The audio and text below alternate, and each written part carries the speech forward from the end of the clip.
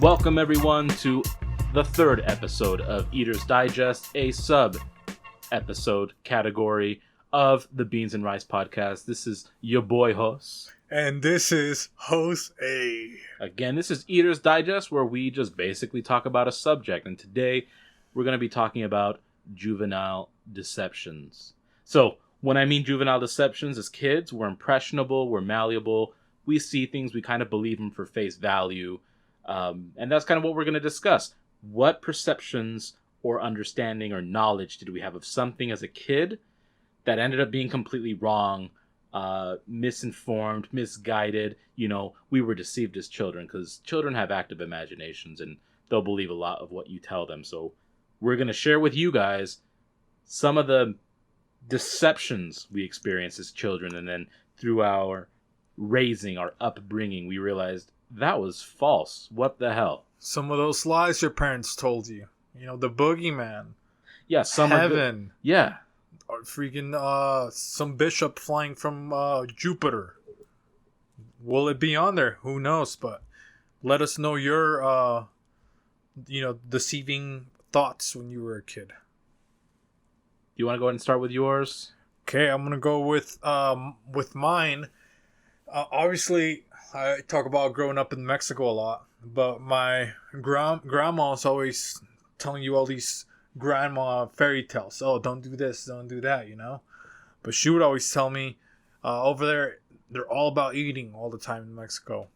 And your last food or whatever, breakfast or whatever you're having, you are not allowed to shower until, if right after you get done eating. You can't shower at all. So whether it's breakfast or, supper or whatever thing you ate, you can't shower. So if I'm eating in the morning, now I can't shower to go to school. Now I stink. You know what I mean? So the theory was, if you shower after a meal, your mouth is going to go crooked. You're going to look like Scream. You're going to look like Jigsaw. You're going to look like, the guy with the Mummy, when he comes out of that Scream. My grandma would just tell me, oh, you can't shower. No, you can't shower. Grandma, I smell like a bonfire. You look like a fucking pelican. You're going to look like a pelican. Yeah. She's like, do you want a crooked mouth? Huh? Do you want a crooked mouth? Or are you going to shower? Do you really want your mouth to be crooked? Did you find out why? How are you going to eat? That's a weird one, because usually when parents tell kids something, there's a purpose behind it, right? No, I think now thinking back, maybe they just wanted to save water, dude. But you had to shower anyways. Why would that make a difference after after eating? I don't know. I guess maybe you're full and, the water maybe shocks your system. I don't know, dude. But I literally didn't... I literally held that in my mind till I was maybe 15, 18 years old. That's how long I wouldn't shower after I got done eating. I just couldn't. I was scared, And then one day I was just like, you know what? Fuck it. If my mouth goes crooked, I just have to test. I hypothesized. I got to test science. I got to do it for all the other Mexicans that aren't showering over in the motherland. I ate probably a couple $6 burgers, bunch of fries, took a fucking shower, ran to the mirror. My mouth up on it. Still normal. Thanks a lot, Grandma. You would eat waffle crisp in the morning and go to school smelling like Tijuana. Dude, that sucks, horrible. Man. Yeah. So How dare they lie to you about that? I stunk my whole childhood, dude. Thanks a lot, Grandma. Dude, I have a lot of beef with Disney, right? I love Disney. I grew up on the Disney movies, but the animation is beautiful. It's meant to capture the imaginations of children and adults alike. And the notorious Winnie the Pooh was one I always enjoyed. I loved watching Winnie the Pooh. And one thing I always loved was seeing him eat honey, right? You see, it's rich in color, right? It's this golden yellow. It's shiny. He picks it up and it's dripping. It looks so good because it's like drip. Man.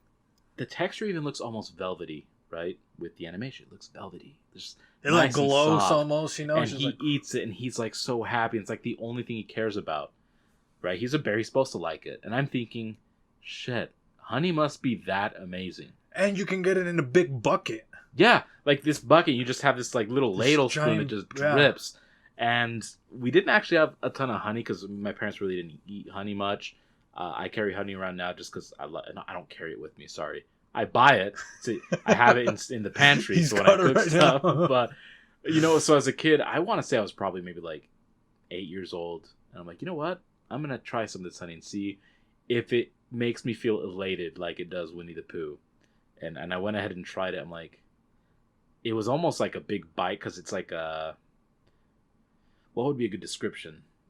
It's a very powerful taste. Like it literally takes over your taste buds. Like it's very powerful. And I'm like, this doesn't taste anything like the show describes or even makes How can it he look even like. swallow this? Yeah, like he he only eats honey in handfuls, and I only put like not even a teaspoon in, and I'm sitting there and it's coating my tongue. It's like almost you're choking near. It's so strong. It's almost like spicy, but not like spicy where it makes you cry. But it's like it overwhelms your senses. I'm like, this isn't nearly as good, not even remotely as good. So I was kind of pissed actually as a kid. I'm like, you think you're drowning? No, I it's just that honey stuck in your esophagus. It made me hate honey for several years because it wasn't nearly as good as what they told me. Well, as in, I thought it would be based. You thought a tiger was going to come hang out with you. Maybe you get a couple pigs. Yeah, nothing. So that was one of my biggest gripes. I turned into Eeyore, dude. But let's see, one that maybe it's pretty common with. I think maybe this one's like common worldwide. Whatever they have, like watermelons. Don't eat the seeds. You can't eat the seeds. You got to spit them out. You're gonna get watermelons that are gonna grow in your stomach. Or if you don't trust me, eat a couple. You won't be able to poop tomorrow. Watch what's going to happen. And I'd go in a shock. Next day I can't poop, because I don't want to poop because I don't want to see that a watermelon's going to come out of my freaking butthole. So, yeah, I'd eat one and I'd get freaked out, Like, it's like I swallowed a watermelon seed, in accident. And I'm just like, oh, man. No, I can't even go to bed because I'm thinking this plant's growing in my stomach. I'm sweating, you know what I mean? Having nightmares. But then that's funny because it's an environmental nightmare for the seed to even attempt to grow in your stomach.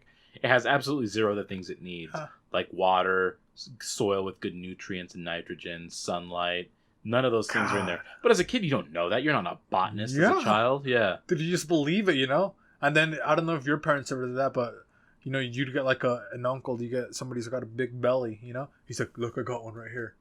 And you look at that gut, and then you look at your little stomach. I'm like, dude, I don't want that gut, Because it's like that uncle that's like, it's not even like a normal, like you got like, like belly fat. It's like the one that's like the alcoholic one, where it's just like, it's like hard. It's like one ab. It's just bloated, Yeah. And he's like the one that's like, dude, I did it.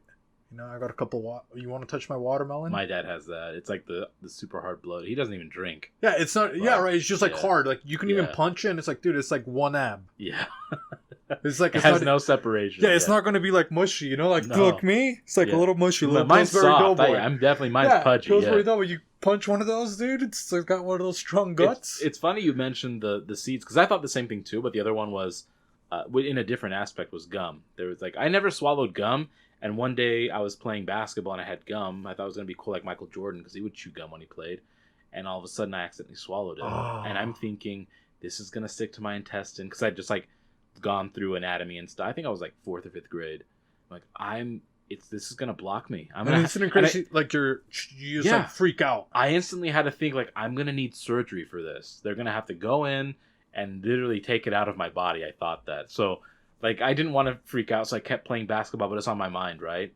And I ended up going home and, like, telling my mom, hey, I think I need to go to the hospital. It's like, what for? And then I told her, it's like, you don't have to go. Like, she dismissed it, and then my feelings were hurt, because I'm like, she doesn't even trust me, right? But then obviously nothing happened. She's not believing me that I'm telling the truth, even though she put that panic in you. Yeah. And then she's like, oh, this idiot believed me. But they never tell you JK, right? Yeah. It wasn't a LOL JK. It was just this is what's going to happen. And they say it with a serious face, and they turn around and continue making a nice home-cooked meal. You'll die in 48 hours. And then they're wondering why you're not eating. Yeah. Dude, I just swallowed some gum, Mom. ¿Qué te pasa? ¿No te gusta? Like, you don't like it? You don't like my food? Well, you can go to bed hungry. Like, well, that's the last of my worries, because I'm going to wake up, and fucking Johnny Appleseed is going to be sprouting from my belly button. I'm not going to be able to poop anymore, dude.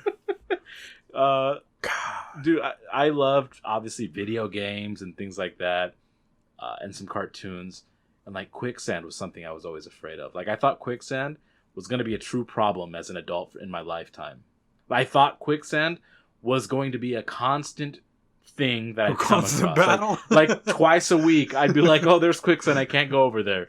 So You can't even go out in the park anymore, dude. This guy's scared of the sandbox. Dude, like 6 months, like as an idiot, as a 6-year-old, I'd like see something that, like, if the ground looked even different than the surrounding ground, I'd now suspect. So I'd like throw rocks and shit in it, and then I'd like crawl next to it as close as possible and like push my hand to see. And my dumbass, like, oh man, I couldn't believe, looking back, how stupid I was thinking quicksand is going to be a big issue. Oh, dude. That's how stupid I was, right? Like, that's how active my imagination was. So active, I was an idiot. It was so active, I was stupid. God, dude. What was it, Jumanji, or where did you watch the first quicksand? That was one of them. I can't remember even all. Like, just a lot of shows. It was pretty scary. I remember. Like Looney Tunes, they would have like quicksand. Everybody always dies with quicksand. Like with like Wile E. Coyote. It's like everybody's like drowning. What are the? Did the Mummy have Mummy yeah, had the quicksand? Mummy had quicksand, dude. So there's that. Like, there's the cartoons, and even like the realistic looking shows would have them. And then some of the video games I would play would have quicksand. I'm like, oh my god, yeah, like, I have to worry about. You can quicksand. see your character barely making. Yeah, and you have to like he can barely jump. And like jump and not get stuck. Like, oh, come on, jump. Yeah. Well, for me, another one, and this one, it's also fake propaganda that they put in the, out in the cartoons or whatever, Disney or whatever books, but it was bringing an apple to your teacher. Yeah, that's not even a thing. Right? Not even a thing. Come on, dude. You always see this guy. He's so happy. Oh, my teacher's going to be nice to me. I'm going to put my teachers, the coolest teacher's got 10 apples. That's how you know how your teacher's the best one. So I come to America, I'm like, oh, dude, I bet you the kids are going to bring apples and stuff like that. I didn't bring an apple, but I was excited. I was like, well, let's see if, kids bring apples to class here in America. Nope, no apples. How did that even become a thing? Where is that even from? You're going to bring...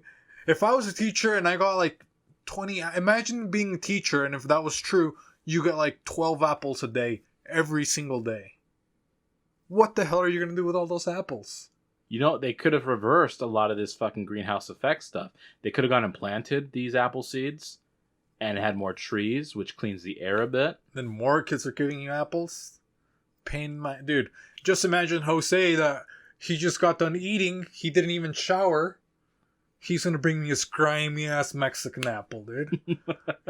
It's like it's lathered in lard. And he sets it on my desk, dude. That thing, bunch of E. coli on it. It's got his handprints. Then you got the kid that's always picking his nose. It's got one of his boogers on there. Dude, imagine being a teacher and having to act like you care about their drawings. Ooh, like, you brought me an apple. Like... Oh, is that a rainbow? It's not even a rainbow. It's just a glob of like 4 different colors. It's just scribbles. It's the best actors, dude, in the world. Teachers. It's like an 87-year-old with the worst case of Parkinson's signing over his power of attorney to his son or his daughter. And that's what it looks like, but in crayon. I'm like, oh, this is a beautiful fucking rainbow, Sally. She tells you something different. Oh, this is a beautiful rainbow. And you're like, what do you mean? It's a chameleon. Yeah, like, look at my tiger. Oh, that's phenomenal. It doesn't even look like a tiger. It looks like a house. They can't even draw they like don't even circles. know what things are. Yeah. It's just, like, props to sure? teachers, man. Props to teachers, because I don't know if I could. Yeah, give them some apples. Now, give them something. Throw them, maybe an orange. I don't even know. Don't take them Switch it up. Yeah, get him some chocolate. Get him something covered, dude. And of all apples, I'm a huge fanatic of apples. Apples are one of my favorite fruits, if not my favorite, because they're so accessible. You have them in your hand, you bite into them, right? You don't have to peel them. I actually always hated kids that had to peel their apple. I don't need to peel any apples. Like, my parents have money. That's what I would see, right? I'm like, I was poor. My parents weren't going to peel apples. In fact, the skin had a lot of more nutrients in it anyways. But I would just bite the apple. Even adults that have to, unless you have teeth problems and like hypersensitive teeth that you can't just bite into an apple without your teeth falling off or dentures, just bite into the apple. You don't need them in slices, right? God. So adults that slice them up and put them in a plastic bag, shame on you. I don't even waste a plastic bag. I'm more economical because I just bring the apple with me and I eat it. Just think about it this way. If you're thinking about giving your professor an apple, imagine going trick-or-treating. Somebody throws an apple in your bag. How would you feel? pissed. Yeah, that's your teacher.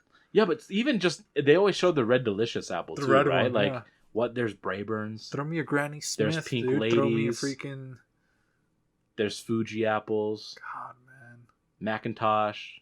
Dude, there's so many different apples out there, and everybody, the Golden Delicious, and everybody just giving out the fucking red delicious. The only person that was true about their apple was that what is it, the Blair Witch Project with Snow White that gave him that real apple. She was probably a teacher. The witch, she was probably a teacher. Got tired, you know what? These 7 dwarfs when they were kids. You see how old she is. Yeah. These 7 dwarfs are bringing her an apple every single goddamn day. That's 7 apples plus whatever other students. And you saw some of these elves. Okay, you got that guy that's always on.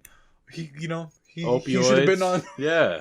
Just drugged out. You got that grumpy. You got the aggressive one that needs therapy, and they're all giving you apples. Yeah, no, look at her, dude. No wonder she tried to kill Snow White. Dude, yeah. I don't blame her. I would try to kill her too. Idiots there, but unbelievable. Jeez. I don't think I was lied to with this. I just don't feel like they fully told us the truth or the statistics, right? Everyone always talks about statistics and the reality of things, but I feel like every time we were in school, every week they would plan a fire escape, right?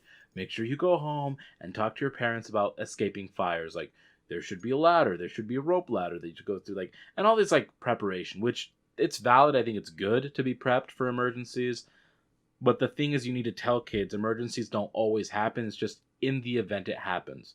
I lost countless nights of sleep thinking of what if there's a fire. So I'd stay awake just so that I could alert my family, right? Because you got it planned out on your journal. Yeah, and they're like, make sure you always switch out your batteries for your smoke detectors because that's important.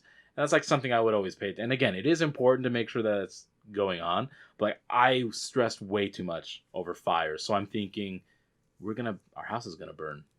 Every night I go to bed thinking, what if there's a fire tonight? Am I going to live? Am I going to take any of my stuff with me?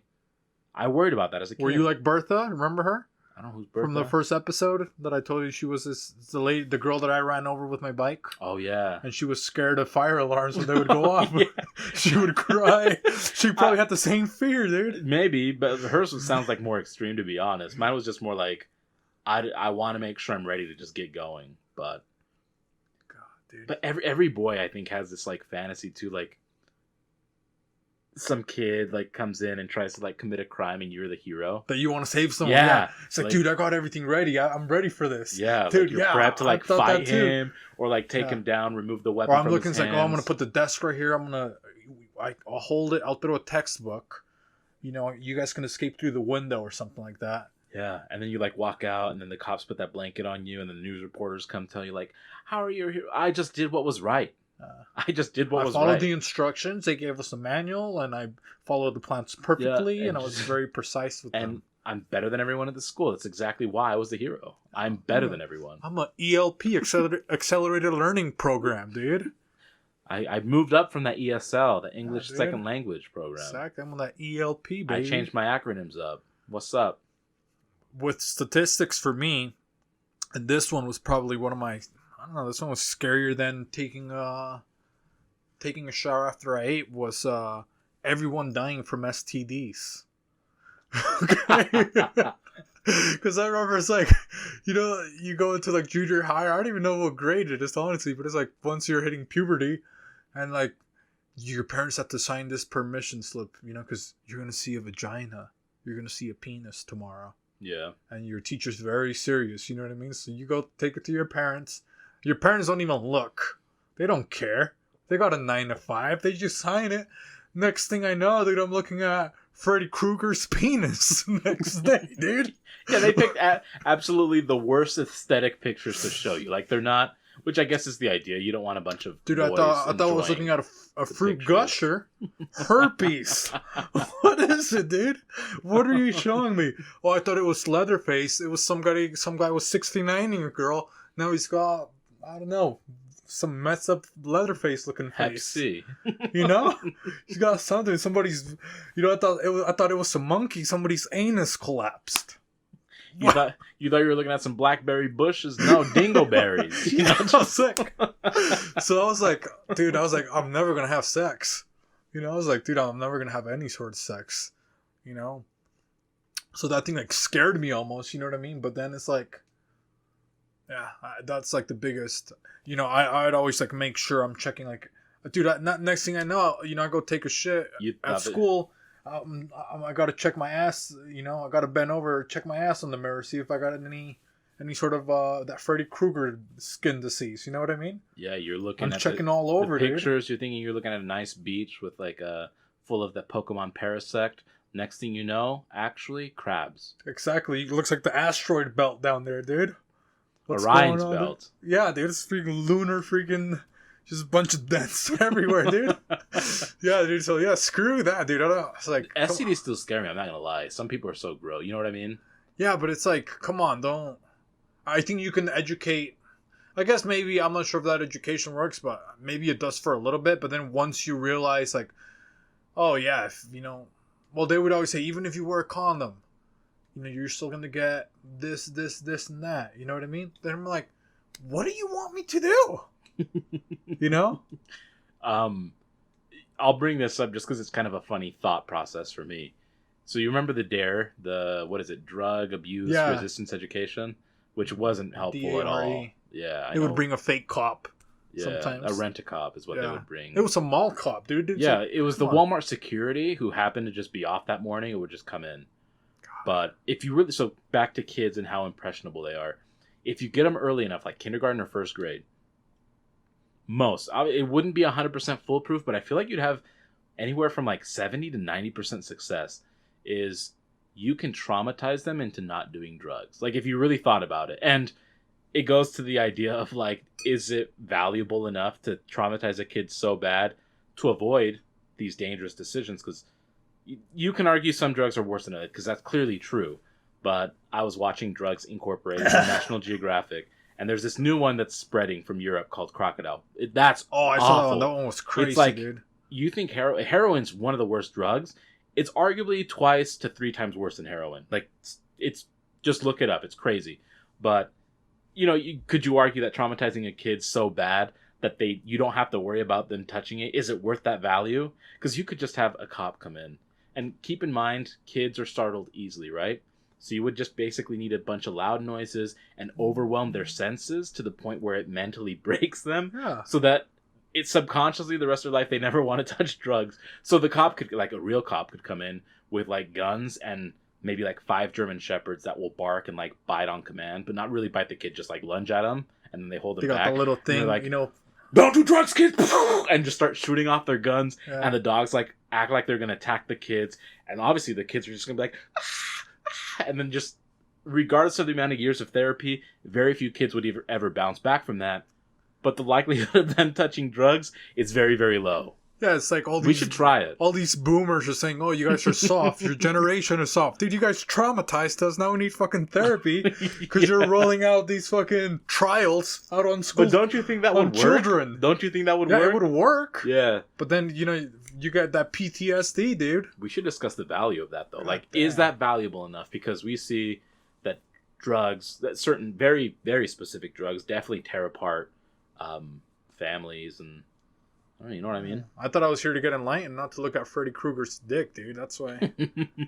I don't know why I thought that, but I thought of that in high school when I was taking a psychology class. And I'm not a psychology expert at all. In fact, it was not a very good class. I just thought of how you could truly just manipulate get in somebody's head. I mean, that's what we're talking about with all of these ones. It's just your parents or somebody trying to just get in your head so you don't do something or you believe something. Yeah, this one was me being a teen, still stupid. Like, when the internet was coming out, right? Because the internet didn't rise to prominence until like late 90s, early 2000s. And then I heard the term the dark web. Like, and I thought that was like a separate internet that also had like a physical hub, like a dungeon or a dark alleyway. It's for minorities. Yeah, like just this terrible municipal housing where no one wants to go. And that anyone that accesses the dark web is in like this completely blacklit room and they're just on their computer screen. Because that's all the pictures they'd always show you. Carmen right? San Diego in there. Yeah. Mavis Beacon's hiding. And it's nothing over more there. different than me just accessing the internet but just doing illegal shit on it, right? But to me, there was a physical representation of the dark web that truly existed. Oh, that still scares me right now. Like, but yeah, if you think of like the human trafficking and all that Well, stuff. sometimes that I'm goes like, on. I want to Google how to get on the dark web, and I Googled it for a little bit, and then I Yeah. erased everything. Yeah, I was because then like, you dude, got the like FBI's going they're to. watching you. Yeah. Yeah, that shit scares me. I'm gonna get a virus. That's in the computer one thing or I don't something. like about like I love the internet because it's an incredible source of information that you can just access. But also how ignorant, compared to like the people that are on the dark web, they're so Yeah. much smarter than us on But the internet. because they know codes. Like anyone who understands coding and binary like I should get into it because it's so powerful. Like they can just get Take me whatever to they want. You want to be my dark magician, huh? That take me to Yu-Gi-Oh, the- you know what I huh? mean? Take me to the Pharaoh. dark web, baby. Let's just hope they don't have a blue eyes white dragon on the other side.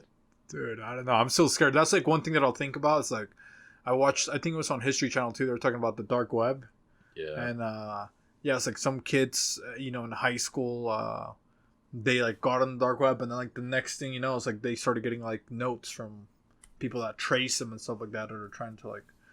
What's the thing where they like extortion, like extorting them? It's like, hey, I know your parents, blah blah blah. I know all of this. Yeah. You need to give me money. I was like, oh, dude. I like looked, and then I started YouTubing videos. I'm like, dude, I'm still scared of the dark web, dude. So that's a big obstacle. Yeah, there's some kids that just are so good. I'm weird about shit like that. Like I've always thought about, like I don't want to hack computers, but the idea of understanding how to hack them also helps you prevent from being hacked. Yeah. But if I feel like if I type that into my laptop or into my phone, then the FBI is going to be like, this guy Oh, wants yeah. to hack. When in reality, I just want to know how it's done so that I know how to also prevent it. So, hey, let me see But- your phone. You look on Google how to hack Yeah. a computer's your first. So then thing. I also think of like, how can I get around this? Okay, there are still some physical libraries, and I can take out a library card, but I can't use my information because that'll still trace back to me. So I have to like create this alternate identity so that I can literally borrow a book physically so I can read it so that the FBI can't physically track me.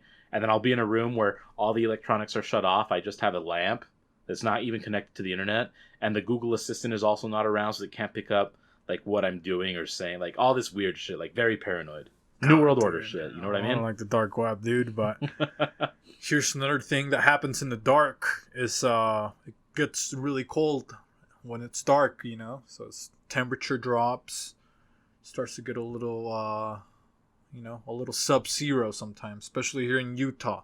And it's starting to get cold as we speak. But another Mexican myth is you'll get a cold if you step on a cold floor.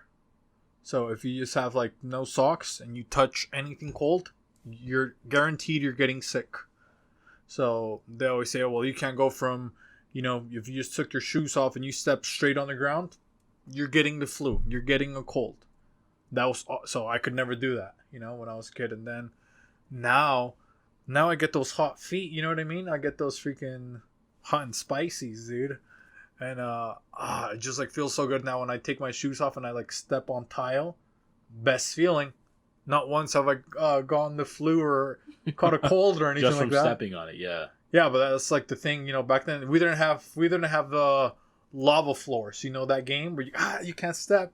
No, it was like in Mexico, it's the opposite. You can't step because it's cold.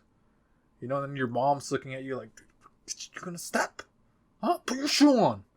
Yeah, that's like even now they'd say like, oh, if you have wet clothes, you're gonna catch a cold, and that's obviously a myth, right? It is a myth, right? Yeah, or it don't is a tell myth. me. Okay, But the thing is this though, I'm pretty sure I'll have to, maybe we'll discuss it, right? Again, we sometimes talk about subject. I'm actually just gonna dive in and bet my chips on it.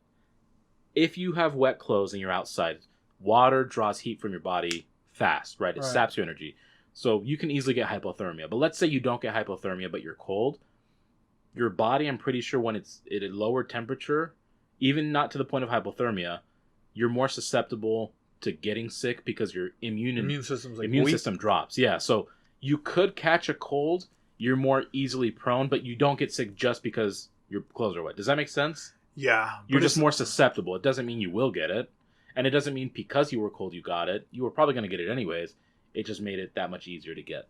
And that's the worst, when they tell you that and you do it and then it actually happens. Yeah, because they're like, see, I tell You're you like, now. fuck, dude. Because I used to have an afro as a 16-year-old, and I had it for a year and a half, and I'd get my hair braided. But, year and a half, we're in Utah. I went through 2 winters. right? And having hair, if I stretched it, was literally 10 inches long. Like, so there's a lot of hair. I'd shower in the mornings before I go to school, and I'd leave the house, and I'd have like the product in it, like the mousse and stuff, but it was still wet and kind of damp, and it would make my head really, really cold. And my mom was like, "You're gonna get sick." And I mean, I inevitably got sick every winter, but I mean, that's just historically what I do, short hair or not. But I remember how many freezing cold winters I'd go out into my car warming it up, and my head would be cold, and I'd be like, I should just wear a beanie, but I don't want to wear a beanie because it'll ruin my hair. You know what I mean? God, I don't want it ruining up my fro. But good times. See, those juvenile deceptions where as kids we thought one thing, hell, even as teenagers we thought one thing, but it wasn't completely correct. My last one that I have is and this one was really weird. It's another Mexican medicine.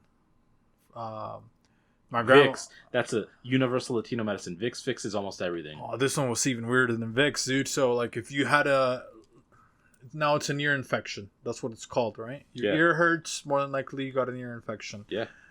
So, if my ear would hurt, my grandma would get an egg, and she would just rub the egg all over my ear for like 2 minutes. Okay? And then she would get a giant... Is this like a hard-boiled egg? No, just a regular egg. Room temperature, right out of the fridge? Well, just any would work. Okay. You know, just grab it or whatever. Rubs the egg on my ear for like 2 minutes. Then she gets a big cup of water, fills it up with water, and she drops the egg in there. Okay? She drops the egg into the glass of water. Okay? If there's like little bubbles... If there's little bubbles in there, that means you have air in your ear, and that's why your ear hurts.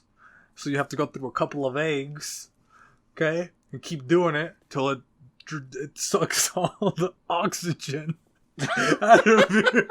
It drains all of the oxygen. Dude, your grandma was the Mexican shaman. Out of your ear. Dude, I already went through 36 eggs. Dude, my ear still hurts. You could have just taken me to the fucking doctor at this point. Now we go without food. You could have made 10 batches of nice creme brulee with all those eggs. Yeah, just stand there inside a fucking cup. Or a nice souffle. Have you ever made a souffle? I don't even know what that is, dude. Sounds like suffering. Souffles are so good, man. I mean, it is French, so nice job on that. But yeah, they freaking... Dude, speaking of ear infections, my mom would always do this.